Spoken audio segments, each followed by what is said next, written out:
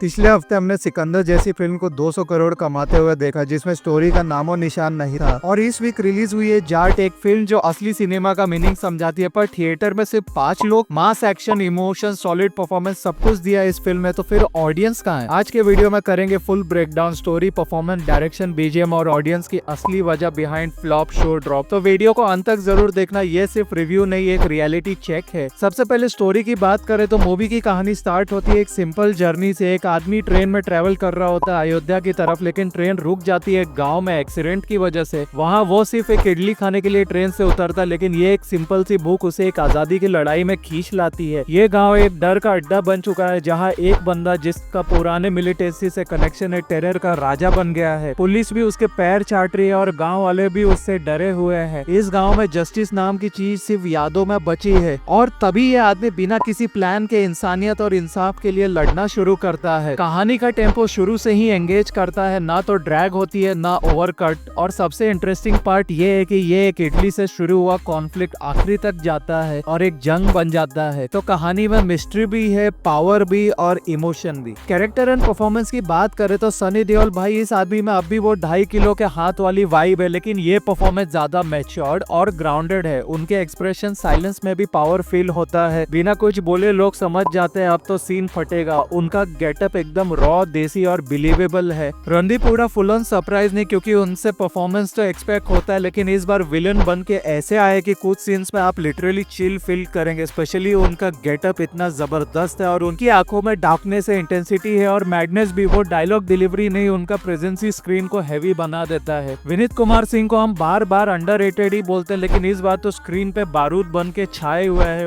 उनका रोल इतने जबरदस्त तरीके से लिखा गया कि पहली बार आप उनसे सिंपैथाइज करने की जगह उनसे आप डर जाओगे। रेजिना कैसेंड्रा, मैं उनको पहली बार देख रहा था, लेकिन उन्होंने अपने सिंप्लिसिटी और कॉन्फिडेंस से एक क्लासी इम्पैक्ट छोड़ा है। उन सयामी खेर, आयशा खान और जितने भी पुलिस कांस्टेबल्स थे, सबने फुल जस्टिस दिया अपने काम को। सपोर्टिंग रोल्स में कोई भी कॉम्प्रोमाइज नहीं है। और भाई मकरंद देशपांडे, राम्या कृष्णन, जगपति बाबू, उपेंद्र लिमाय, मुरली शर्मा, आर.पी. रविशंकर, इतने सारे लोग थे फिल्म में, लेकिन सब अपना इम्पैक्ट छोड़ते हैं। ये फिल्म असेंबल कास्ट का परफेक्ट एग्जाम्पल है। डायरेक्शन एंड टेक्निकल साइड की बात करें तो डायरेक्टर गोपीचंद मालिनी का ये हिंदी डेब्यू था एंड इसे बहुत सोच समझकर काम किया गया है। साउथ की कई फिल्में जब हिंदी में बनती है तो बहुत ओवरकट और नॉइजी हो जाती थी, लेकिन इन्होंने इसका पूरा ध्यान रखा है, मसाला स्टाइल को कंट्रोल में रखा है। कोई अननेसेसरी जंप कट नहीं, कोई 2 सेकंड में एंगल बदलने वाली प्रॉब्लम नहीं, जैसे हमने लक्ष्मी जैसी फिल्मों में देखा था। कैमरा वर्क ग्राउंडेड है, जिसमें लोकेशन की मिट्टी और माहौल दोनों फील होता है। फाइट सीन्स भी टाइट कोरियोग्राफ्ड है, एकदम रियल, एकदम रजिड। और जो हेड कटिंग सीन्स है भाई, वो देख के मुझे दशहरा का याद आ गया। ब्लड, रेज और इमोशन सब कुछ एक सीन में मिलता है। एडिटिंग स्मार्ट है, कहानी का टेम्पो डिस्टर्ब नहीं करती है। सबसे बड़ी बात, इमोशनल बीट्स पे भी डायरेक्टर का ग्रिप टाइट है। बीजीएम एंड साउंड, ये तो मैं बोलना ही भूल गया, बैकग्राउंड म्यूजिक इस फिल्म का रियल हीरो है ये, और होगा भी क्यों नहीं जब थामन इस म्यूजिक दे रहे हैं, जो कि गोपीचंद की सारी फिल्मों में बीजीएम देते हैं। लेकिन इस बार फुल कंट्रोल पावर के साथ बीजीएम सीन के मूड के साथ ग्रो करता है। कहीं पे भी दर्द चाहिए तो वो दर्द देता है, कहीं पे भी एक्शन चाहिए तो वो एड्रेनलिन पंप करता है, और कहीं पे भी साइलेंस में सिर्फ वन थीम प्ले होती है तो आप लिटरली गूज़बम्प्स फील करते हो।